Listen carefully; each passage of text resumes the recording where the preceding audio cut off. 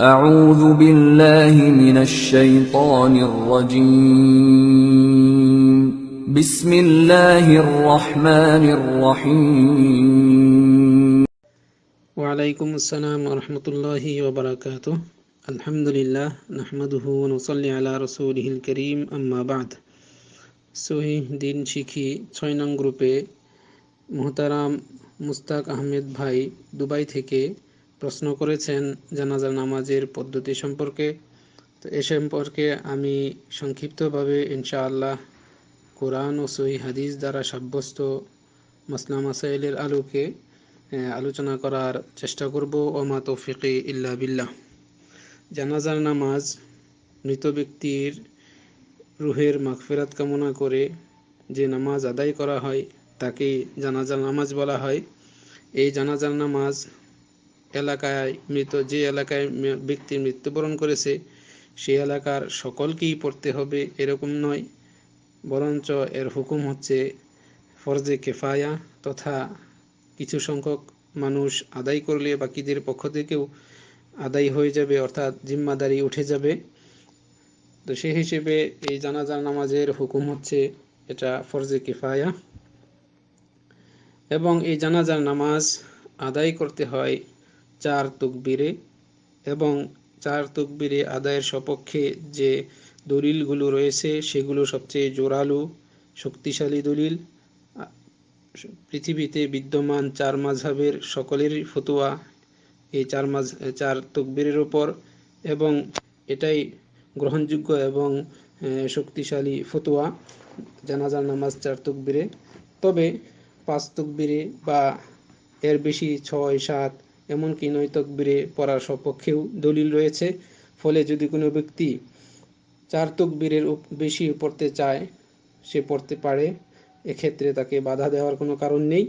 তবে 4 তাকবীরে পড়ার দলিলগুলোই সবচেয়ে শক্তিশালী দলিল। এক্ষেত্রে বুখারী এবং মুসলিম শরীফে রয়েছে আবু হুরায়রা রাদিয়াল্লাহু আনহু থেকে যে স্বয়ং রাসূলুল্লাহ সাল্লাল্লাহু আলাইহি ওয়াসাল্লাম 4 তাকবীরে বাদশাহ নাজ্জাশী এর জানাজার নামাজ আদায় করেছেন।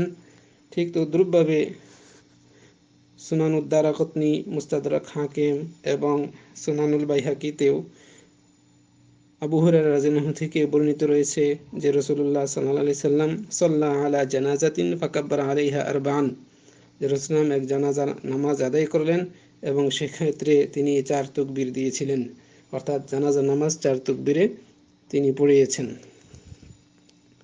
দ্বিতীয় বিষয় হচ্ছে প্রত্যেক তাকবীরের সাথে রফউল ইয়াদাইন করা না করা।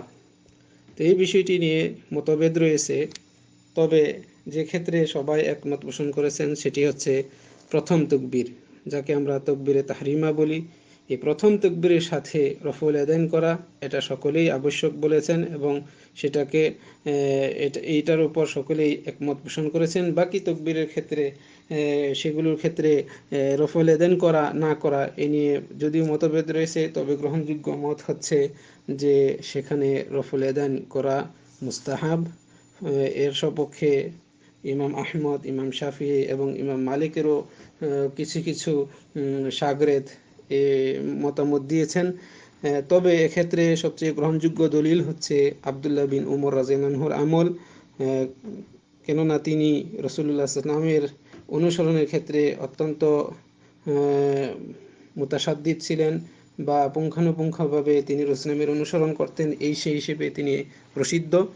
তার আমল থেকে বোঝা যায় যে রফউল ইয়াদাইন এটা সুন্নত আমল। অতএব আমি শ্রোতামণ্ডলীদেরকে বলবো রফউল ইয়াদাইন করাটাই উত্তম এবং অধিকতর সুন্নতের নিকটবর্তী।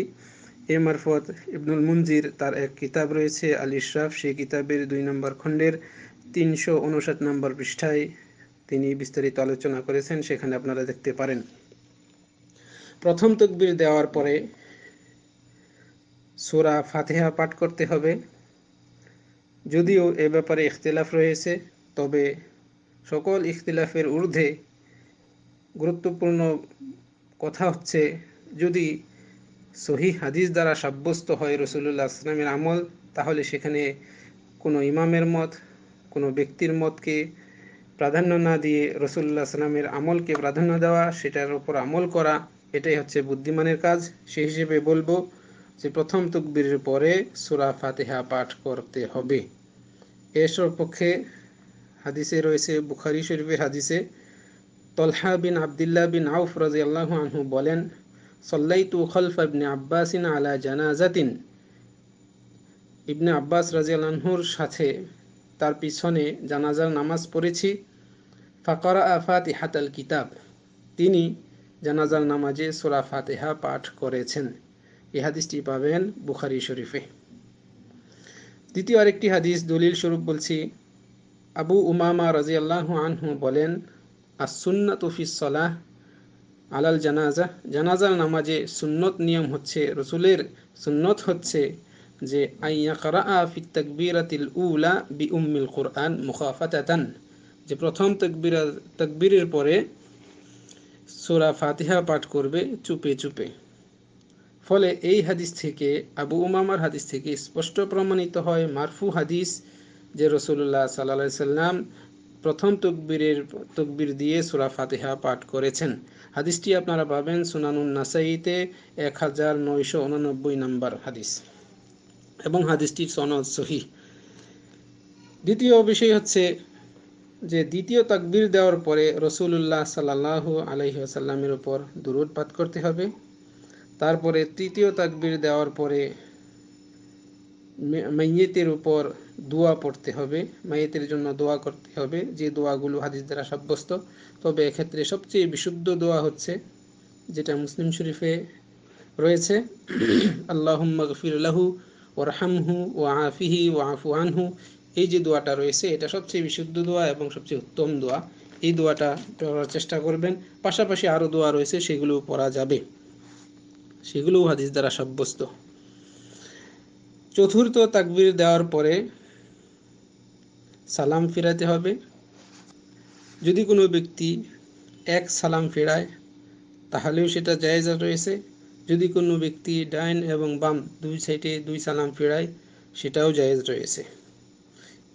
দু মতের সপক্ষেই সহিহ হাদিস দ্বারা দলিল প্রমাণিত রয়েছে। যেমন এক সালাম ফিরানোর ব্যাপারে হাদিস রয়েছে, عن أبي هريرة رضي الله عنه أن رسول الله صلى الله عليه وسلم صلى على جنازة فكبر عليها 4 وسلم تسليمة واحدة। আবু হুরায়রা রাদিয়াল্লাহু আনহু বলছেন যে রাসূলুল্লাহ সাল্লাল্লাহু আলাইহি ওয়াসাল্লাম জানাজার নামাজ পড়লেন 4 তাকবীরে এবং 1 সালামে, এবং এক্ষেত্রে তিনি 1 সালামে নামাজ শেষ করলেন। এই হাদিসটি পাবেন দারাকুতনিতে, মুস্তাদরাক হাকিমে এবং বাইহাকি শরীফে। দুই তাকবীরের সপক্ষেও দলিল রয়েছে, যেমন মুসলিম শরীফে আছে, ইবনে মাসউদ রাদিয়াল্লাহু আনহু বলছেন যে কানা ইউসাল্লিমু তাসলিমাতাইনি ফিস সালাহ, রাসূলুল্লাহ দুই সালামেও নামাজ শেষ করতেন। ফলে এক্ষেত্রে আমাদের জন্য ইখতিয়ার রয়েছে, আমরা যদি 1 সালামে নামাজ আদায় করি তাহলেও হয়ে যাবে জানাজার নামাজ, যদি আমরা 2 সালামে আদায় করি তাহলেও নামাজ আদায় হয়ে যাবে। এক্ষেত্রে আমরা যে দেশে যেটা প্রচলন রয়েছে, যে এলাকায় যেটা প্রচলন রয়েছে সেটাকে ফলো করাটাই উত্তম হবে এবং ফিতনা থেকে বাঁচার অন্যতম মাধ্যম হবে। আল্লাহ রাব্বুল আলামিন আমাদেরকে সঠিকটা জেনে এসে অনুযায়ী আমল করার তৌফিক দান করুন, এই কামনা করে শেষ করছি। আসসালামু আলাইকুম ওয়া রাহমাতুল্লাহি ওয়া বারাকাতুহু।